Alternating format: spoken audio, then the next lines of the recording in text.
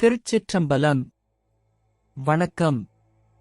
இன்று நாம் கார்த்திகை தீபங்கள் தரும் பலன்கள் பற்றி பார்க்க இருக்கிறோம்.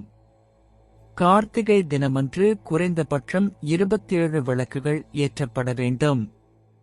கார்த்திகை மாதம் வீட்டில் விளக்கேற்றி வழிபாடு செய்வதால் அந்த மகாலட்சுமியே நம் வீட்டிற்குள் எழுந்தருள்வாள் என்பது ஐதீகம்.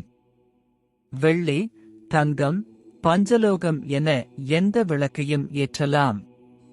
ஆனாலும் மண்ணில் செய்யப்பட்ட அகல் விளக்கில் தீபமேற்றுவது கூடுதல் மகிமையாகும்.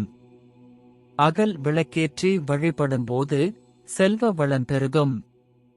ஏனெனில் இதன் அடிப்பாகத்தில் பிரம்மாவும் தண்டுப்பாகத்தில் மகாவிஷ்ணுவும் நெய் அல்லது எண்ணெய் நிறையும் இடத்தில் சிவபெருமானும் வாசம் செய்வதாக ஐதீகம்.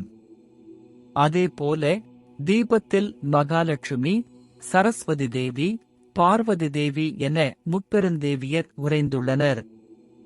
முக்கியமாக கோலமிடப்பட்ட வாசலில் 5 அகல் விளக்கு ஏற்ற வேண்டும்.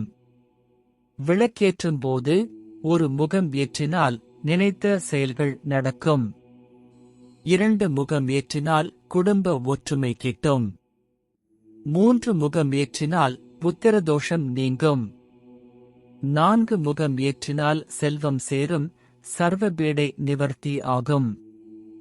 5 முகம் ஏற்றினால் ஐஸ்வர்யமும் பெருகும்.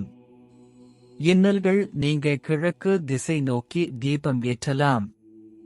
கடன் தொல்லை தீர மேற்கு திசையிலும், திருமணத்தடை நீங்க வடக்கு திசையிலும் விளக்கேற்றலாம். ஆனால் எக்காரணம் கொண்டும் தெற்கு நோக்கி விளக்கேற்றக்கூடாது.